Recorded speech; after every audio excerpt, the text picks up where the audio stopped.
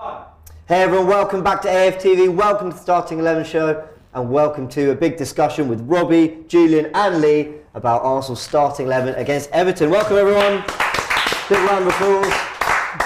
The game in hand has arrived, the big opportunity to put points on the board rather than keep talking about 2, but is it 5 or all that? And I'm excited. Are you excited? Yeah, very excited because this is the massive game now. Because as you just rightly said, whatever happens today, it's no game in hand. Of 2 points with a game in hand, it will be whatever it is now. Hopefully, it's 5 points in front, and I think that we need to win this game today. This is the game which is very, very important right now. Must win. Yeah, and it's not only must win and about getting 5 points ahead, but we need to make a dent into that goal difference. So that's one thing they've got on us. And how upset would we be at the end of the season if we lost it on goal difference? And Everton at home, with the amount they score and the form we're in, we should be beating them by 4 or 5 goals and start. We should do. I'm not saying we will. We should do. Look at the statistics. It's very much in our favour. Very much. Probably the game in hand here. The way Everton play, you know, I'd be surprised to put 4 or 5 past them. If we get an early goal. And actually, yeah, maybe. I mean, to me, that'd be wonderful. I think we're miles beyond on goal difference anyway, but that'd be brilliant. I think it's 10. Yeah, that's miles behind. Yeah.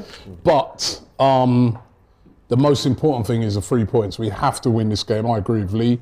This is a must-win game. You know, we need a buffer. You know, I mean, it's Man City that are chasing us down.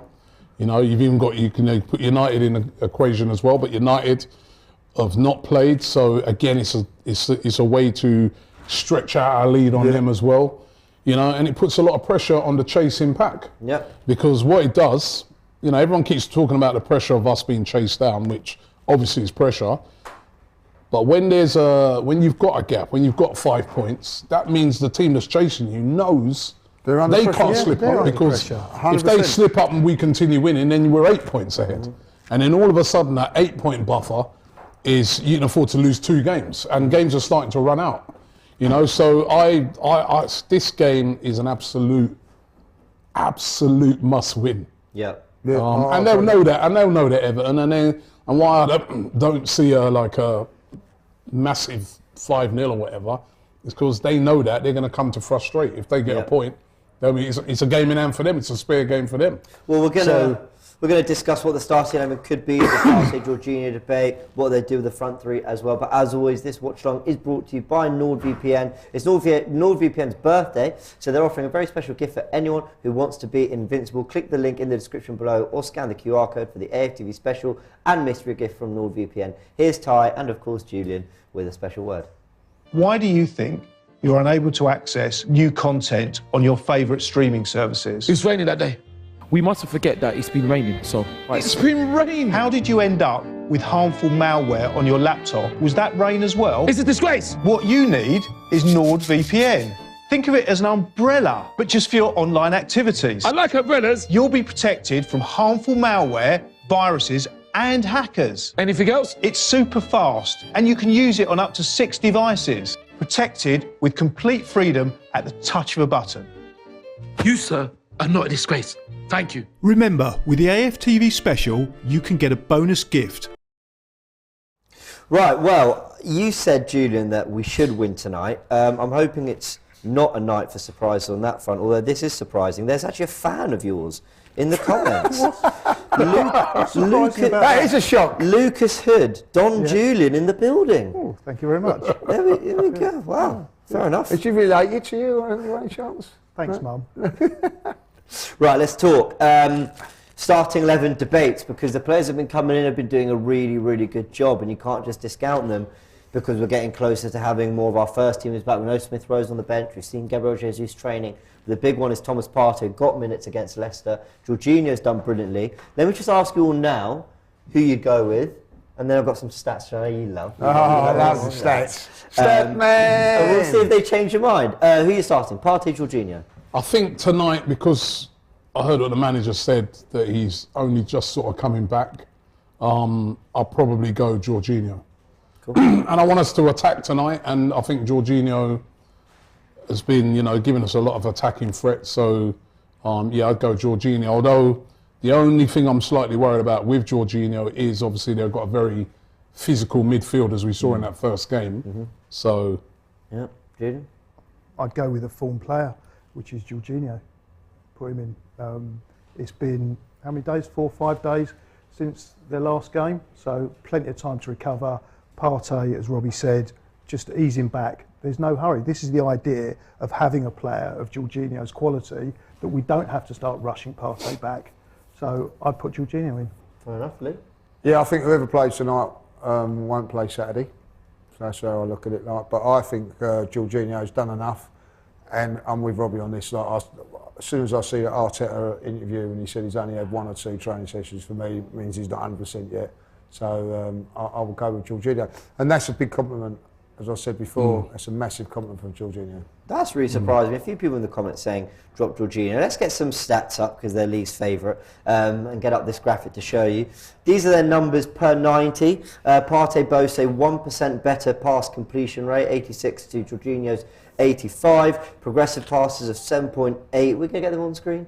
Of 7.86 progressive passes per 90 to Jorginho's 7, so Partey is better there. Partey betters him for passes into the final third as well. In terms of tackles per 90, Jorginho comes out on top, as he does with interceptions per 90. So you'd have thought Partey would have come out on the defensive stats. He doesn't to Jorginho, but Jorginho does on the passing stats. Sorry, Partey does on the passing stats. And that is why stats are a very strange thing. I was going to say something else here. Like, They are, but they can also be manipulated. Quite interesting. Those stats, is that just while Jorginho has been at Arsenal, or is that the whole season, or is that his whole career? So this is just for this season, but of course that includes, time at the mid-table club as well. Okay. So that So makes a like, difference. if you was looking at stats, no, I'm going to be really honest with your stats here. If you was looking at stats here, and you was just going to go on one player with stats, you'd probably go with the Jorginho one there in the stats, but I rather look at from the eye, and I know that Partey is the better on the eye, but it just shows your stats can be manipulated. I still, as I said, those stats don't, even though interceptions and that, but the physicality part, which maybe it might not be in a stat, where he had been bounced off the ball or something like that. That's the only slight thing with Jorginho. I look on it and I say, Everton's midfield.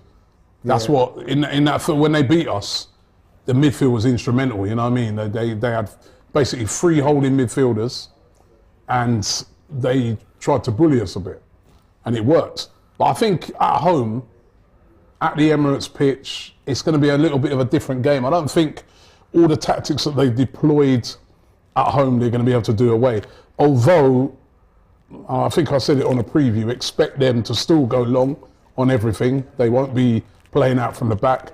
Expect them to, if they win a free kick in their own area, to send all the big boys up and to try and win, headers and that. So maybe that's an area where Partey would be useful in.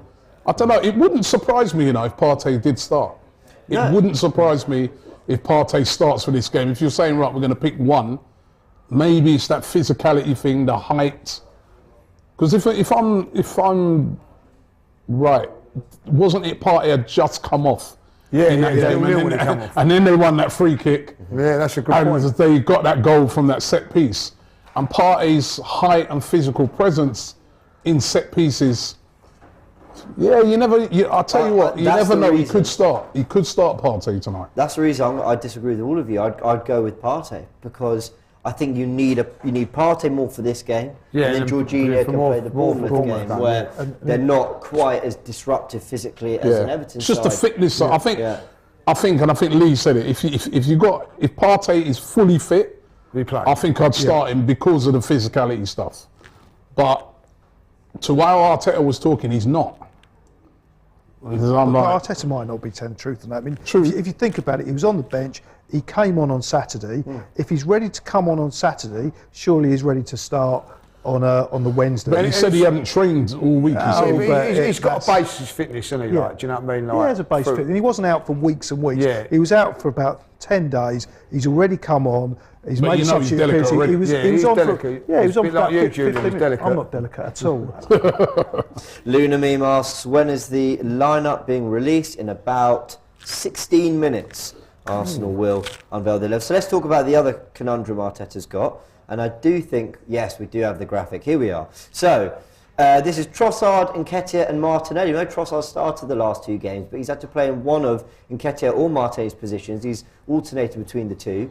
Martinelli comes out on top for a lot of these stats, although this is, again, as Julian mentioned with Jorginho, this does include Trossard's numbers at Brighton for this season. Shot creating actions, Martinelli, Trossard there in second place. Eddie Nketiah, a lot of touches over Trossard in the attacking penalty area this season. Progressive carries, again, Martinelli comes out on top. So what are we looking at as our front 3, assuming Bukayo Saka keeps his spot, or is anyone rotating and resting and all that? Why isn't Saka's stats up there as well? Because I'd like to see them up there as well, just to compare with all. That's a great question, but because these are the 3 who have been alternated between positions. I'm not criticising. No, well, thank you. Well, also, it's not you fair can on make Trossard. the next graphic. It's not fair on Trossard for these because the majority of his stats are when he was playing for Brighton, who are very good. Which are a weaker. They are very good, but they're still a weaker team than Arsenal, and you'd expect an Arsenal forward to have more touches in the penalty area than a Brighton forward. No, he's not assisted a goal. Nketiah's not got a single assist this season, apparently. I think this is an easy one for me. I'll fact check. Yeah. Yeah, exactly. Yeah, exactly. So that's what I'm saying about stats. You know what I mean? Yeah. He's laid on one an open goal for Odegaard against Villa. Yeah, and he's got that under his. We have a thing called expected assists, actually. Yeah, which I didn't whip up, but that would have maybe been. you should have whipped up. Well, I should have. Apologies. But for me, it's an easy one. This one, Trossard, because I'm looking at the team that we're facing. Wait, so Trossard up front, Martinelli on the left. Trossard, Martinelli's got to start. He's scored 2 in his last 2 games. Yeah. Right, Good response since he's been left out, by the way. Yeah, he's on fire now, so he has to start. And then I look on it, I'll say Trossard assist in the last game. But also the reason why I'm going Trossard in this game is just this trickery. And I think, you're going to come up against a team that's going to be very deep, physical. Deep, physical, but even more, it's more the deepness of how they're going to play. So Eddie's a guy who likes to get in, if you get that ball in behind, but that space in behind might not be really there with how Everton are going to play. So somebody like Trossard who can help to unlock a really tight defence, I think will be better in this game than Eddie. Yeah. That's just my opinion. Yeah, I'm with you on that, because I think like the 3 up front could take the 2 central defenders out of their comfort zones, and I mean take them into positions they don't want to go. Yeah. I think with Eddie, they know that he's going to stay in the middle and do that. They'll be comfortable with that. And Eddie ain't really got that run at a player. No, he hasn't got that. Bits of dribbling and that, which is going to get past the player. Eddie likes the ball in behind. He'll be on the end of it, definitely.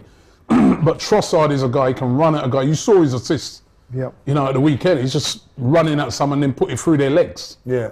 I don't think Eddie probably would have done that, you know what I mean? So it's that little bit of trickery that's going to unlock a deep defence.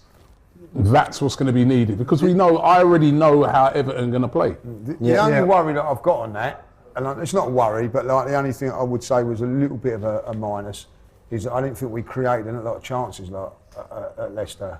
we had scored 2 goals. Scored 2 goals that were disallowed. We had about 10 chances, 10, 12 chances. And they didn't have, I think they had 1 shot. I think maybe we concentrated on defending a lot more. But in that first half, we was watching it. We even said, we haven't really tested their goalkeeper a lot with that. We'll have to do a little bit more in that final third today. In saying that, I felt in that first half, on a couple of times, it broke down on people like Xhaka and. It was just that final ball wasn't really up to it. But if you go back to the question about who would you start, I'd base it on 3 weeks ago when we played them. So it's still fresh in our minds. And Eddie started that game and he didn't really test them, exactly from what you said. The way that he plays, he doesn't drag them out of positions. They're very zonal, their defence. You know what you're going to, you know what they're going to expect. And he's the kind of impact player that you could bring on once they're a little bit tired and the game's opened up a bit. Whereas Trossard, the way he plays, he can drag them out of position. He's a little bit less orthodox. So I'd put Trossard in for the beauty of Trossard is, you're right, he does pull defenders around because, they'll ping the ball into him, the defender's going to want to come win it early. But if they don't, they say, well, we'll sit off and we'll stay in our deep shape. You actually don't want to let him open up and get a shot at goal, because he's probably the best ball striker in the squad? Well, he was after that goal that shouldn't have been ruled out. Yeah, I mean, yeah. Saturday. Two-footed? Great shot. He's two-footed, and that's what I mean. It's the trickery. You know, I think if there's anyone you want to stop from distance, it's Trossard. Honestly, if I'm a defender playing against Arsenal, I'd rather let anyone else have the shot over Trossard. I really do think that. Saka strikes the ball well. Yeah, brilliant. He doesn't hit it as well as Trossard. You know, look, let's be honest. Both the signings so far have come in and been really impressive. And I think Trossard has come in, whether it's from the bench or when he started. I've looked at him and thought, oh yeah, there's something about him. Like even every game, you know, Man City in the cup as well, I thought he played really well. Like, you know, so listen, you know, he's been a good signing so far, and you know, I think will contribute towards the end of the season. And as I say, this is nothing against Eddie at the moment. I felt maybe he left Eddie out because he was a little bit jaded. I don't think he was dropped, but I just think we're just a little bit more. No, I think he was dropped. He was dropped. If you get put on the bench, you're dropped. Well, not necessarily. Not seriously, so. No, that's what my manager tells me when I get benched. Right, well, I actually think he was dropped. I don't think you could say he's jaded. I mean, he has played a lot of games. Yeah, he has played a lot of games, which he's not been used to. I do think I look back at a few of the games recently. He's missed a lot of easy chances. Yeah. You know what I mean? You know what I mean? The game against City, the header, and he missed some easy chances. And I think it was the right thing to do to take him out for a bit. Yeah. Refocus him like what they've done with Martinelli. Yeah. Martinelli was off form.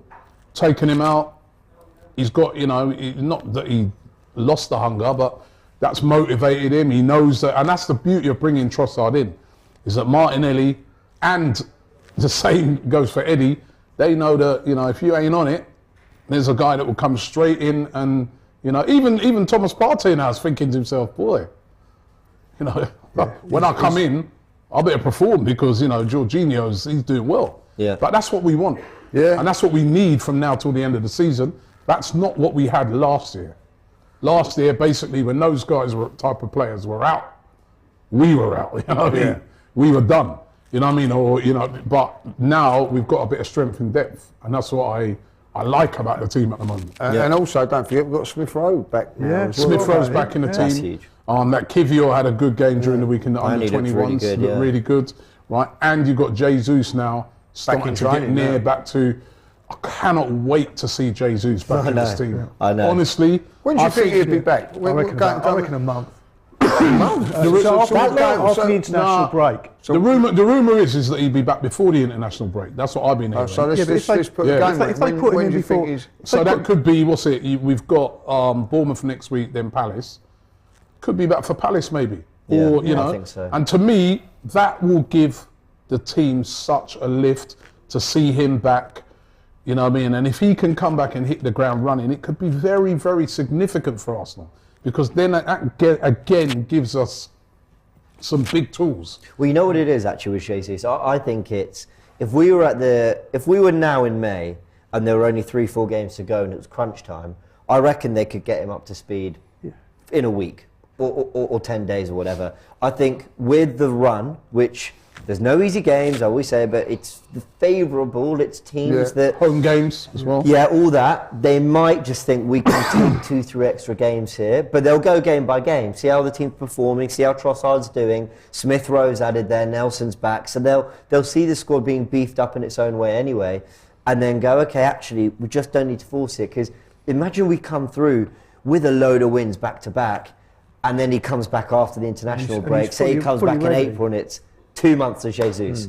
I mean, that's a pretty staggering proposition, you know, for the end of the title. With some big games to come, Yeah, and the other thing you've got to consider is he hasn't actually started training with the rest of the players. He's been doing work on his own. I think he has now. No, the pictures that they showed was him and the other players in the background. Right. So what they showed. He's training with alongside them, not with them. What they showed. But you need competitive action before you're ready. But I'm saying, Julian, that's what they showed. Yeah, he's been training with the first team for about a week. There's rumours that he has been training with the first team, and I don't know, I just got a feeling that they're not giving us the full picture, that he's a bit nearer than we think. Sporting Lisbon at home, maybe? Because obviously Sporting Lisbon that would be just over 2 weeks. Yeah. And I think if this guy on the bench for Sporting, that's a good call. He comes back, hits the ground running, it's going to be, then you start to look at some really good strength in depth because you then got Jesus, Trossard, Martinelli,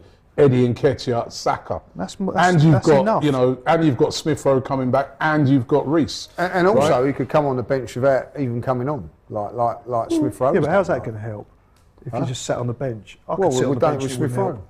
It's like, psychologically gets other players. Psychologically going to, right, so him sitting on the bench is psychologically going to win us the game, is it? No. Imagine you look over and you see Julian on the Arsenal bench. What number would you want? Well, no, it's exactly 14. Right. If he's on the bench, I'll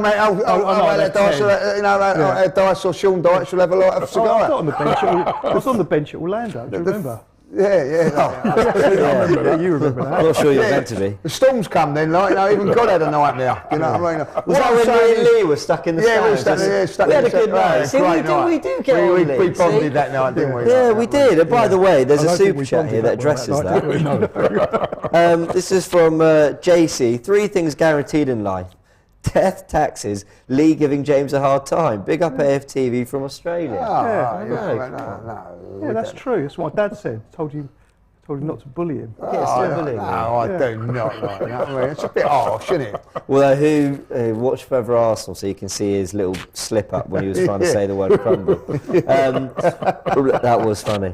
Robin, which you highlighted quite quickly, by the way. I only screen recorded it and sent it to every WhatsApp group. Robin says, "Hi James, if Arsenal beat Everton tonight, it will be the first time any English side has beaten another opponent 100 times. Well done. Thanks for your super chat, Jude. That was from Robin. Is that right? Thank you. No, it would be the first team to beat another team 100 times.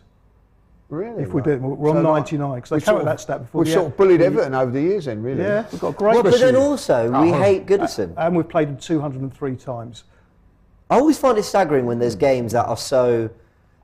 I just know I'm jinxing it, but it's a fact, I suppose. They're so home favoured, aren't they? Like away to Sean Dyche team, always hated it. Home to Sean Dyche team, our record was always that's pretty incorrect good. Because we played. Oh, you've upset him. The last two. No, we've played Sean Dyche's team 15 times. Yeah. For the first 9, we won every one. For the next 6, he's actually we've only lost. I think he's beaten us, or we've beaten them once. So the last 6 have been like that. And against Everton, many losses to his teams. If you look at the home games against Everton, they've only won 1 out of the last 26. Yeah, fair enough. Absolutely. But I always hated going to. The thing is with Sean Dyche, which when you put that again, like putting a statistic up there, he's come up against far.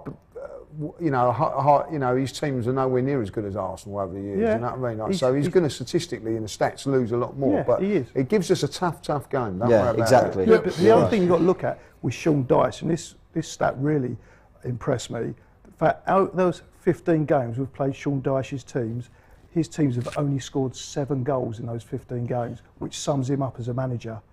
They will not score many goals. If they'll be lucky to score 1. I think we've got to remember that at the weekend they lost 2-0 as well. Yeah. So a little bit of pressure for them. Although I guess it is a bit of a spear game for them as well because it's a game in hand. But they're coming off the back of a loss. Right? I know when we went to play them at their place, they'd also come off the back of a loss, but they had that new manager bounce with him. Yeah. I think that's kind of... And everything went their way that day. Yeah, that's kind of dissipated a bit now, the new manager bounce.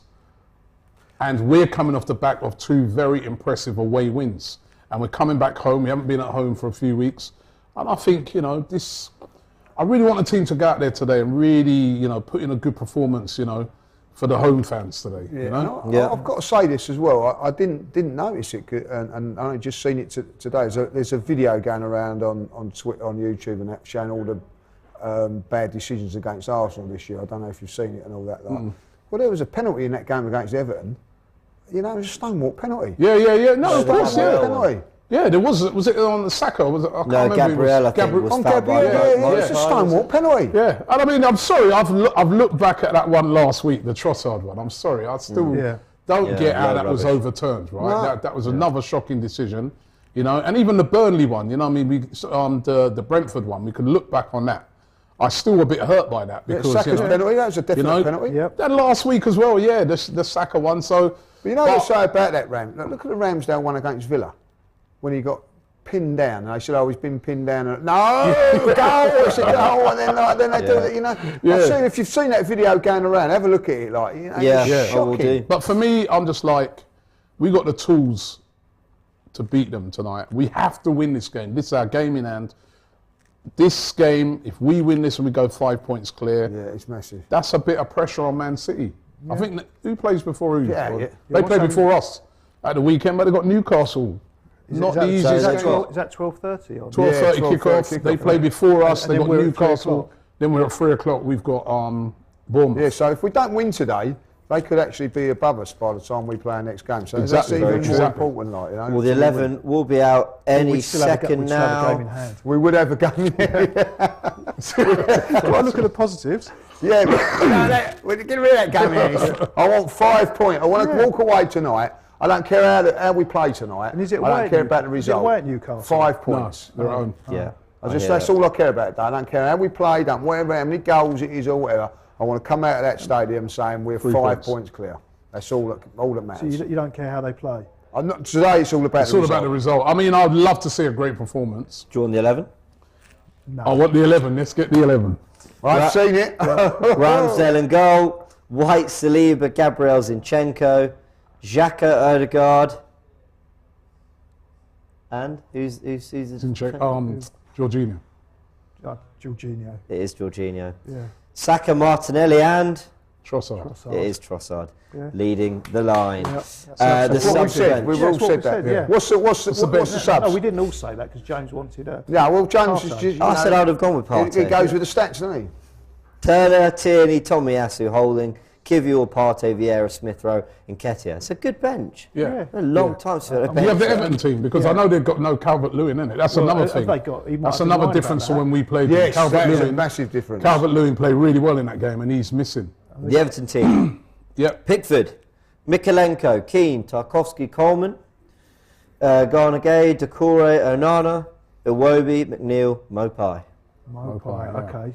And he's not on the bench. Yeah. No Calvert-Lewin. He's got a hamstring problem. Calvert-Lewin. Who they got on the bench? Same sort of Gray, midfielder. Davis, Is Gray on the bench? Have they got? Yeah. They've got that Ellis guy. Sims. Sims. Ellis Sims. Same sort of midfield, isn't it? Where they're going for those free holding midfielders. Yeah, strength. Yeah, so, that will be the only thing for Jorginho, where he's going to have to be on it because, Onana, big guy, but I think it's a bit different at home too. Yeah, What they had we'll be on in the ball, Calvert, won't we? with Calvert-Lewin, they had a Target guy. focal point who could bring that into play. It's all what that midfield three of That's a Everton's great might point. do is really kind of get onto us quickly when we're trying to play. But in terms of attacking outlet, Calvert-Lewin was so good at bringing them into play and then getting in the box for an Iwobi or McNeil delivery. I think they've got players that can hurt us. And actually, this stat's interesting. That Everton have actually won 4 of their last 5 league games against Arsenal. That includes a 1-0 win in the reverse fixture last month, which you know about. It's as many victories as they had in their previous 28 against Arsenal. That's an interesting stat. So look, we know they can hurt us because they've hurt us 4 of the last 5 games. But Calvert-Lewin is a big miss. And actually, when we beat them 5-1 in the final day, I know top 4 was basically 99% done, and we were kind of just there to wave off the team for the summer. But Calvert-Lewin impressed me in that game as well. Even though we won 5-1, he was able to, I think he got the assist for Van der Beek, and he can just bring things together. And I hope we give Mopai a torrid time. I really do. Where are they in the league? They're 18. 18th, is it? Second from bottom, isn't they? So that tells That you says it all. all. Our next 2 games against 2 teams in the bottom 3. Yeah. You've got to be picking up 6 points, guys. And as I said, you know what I mean? And make an input in the goal difference. And as I said, you know what I mean? Their last, It's a great point. their last, they've lost 2 out of their last 4. They got absolutely peppered at Anfield. I think Arsenal got approached that game in the same way. Like Liverpool just went Yeah. full speed, 100 Yeah. miles, and They couldn't handle it. They didn't look even a shadow of what they were when they played against us in that first game. So I think we got to do the same thing. Really fast start, really get stuck into them. Yeah. You know what I mean? Because they couldn't handle the pace of Liverpool that day in that Merseyside derby. Elijah with the super chat says, interesting thing stats. I read an article this week on Saka. He's the 9th most foul player, But on closer analysis, the reason is that he doesn't go down, apparently. Yeah, that's true. That's true. If you look at Saka, we were discussing this a couple of weeks ago, and some of the players that are higher up that list, like say a Grealish. But Grealish, as soon as he feels somebody, he goes down. He goes down straight away. Same with Zaha. Whereas you see how Saka plays, he's trying to use his strength and that to stay on his feet, to get away from the player. So it comes across like he's not as foul, but he is foul just as much as those players. Yeah, he is. You know? All right, should we do some score predictions then? Yeah. Yep. First of all, we're happy with the 11s, right? I'm happy with the 11. Yeah, cool. All right, let's do some And score I'm happy with the predictions. bench. I am going for 3-0. 3-0?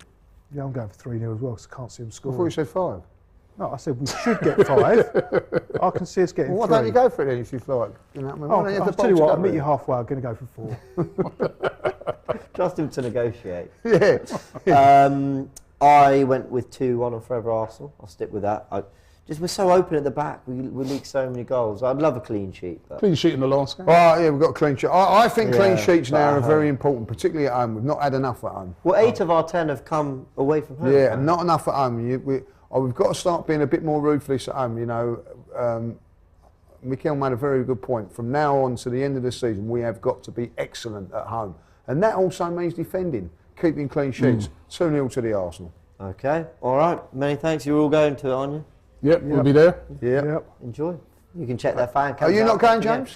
No, I'll be here providing information for everyone and just, you know, enjoying it with the community. Oh, thank you. Yeah, no worries. No worries. Get your stats out. Big thanks to... Get your stats out forward there, please. You've never sung that to me before. All right, remember that NordVPN is powering this watch along, keeping us invincible by powering this AFTV matchday experience. Make the most of their birthday special with a mystery gift. Remember, you can save money on your travels by shopping locally in your chosen destination. You just have to change your location in the app. There's over 5,000 servers to choose from. All right, many thanks. It's Arsenal Everton. We'll be back in half an hour, 20 minutes or something for the watch along. Come enjoy it with us, and you'll hear from all of them at full time when the fan cams are out. Come on, Arsenal, let's get the win. Listen, things ain't getting any cheaper. So if you're traveling a lot like me and you want to save money, you can do that with NordVPN. Once you have NordVPN, you can explore a lot of different price options for things like flights, hotels, entertainment, anything you want. Just use NordVPN to change your location. Why pay international prices when you can pay local prices? We save literally hundreds of pounds every time we follow Arsenal on tour. It's a no-brainer. Just click the link to be invincible.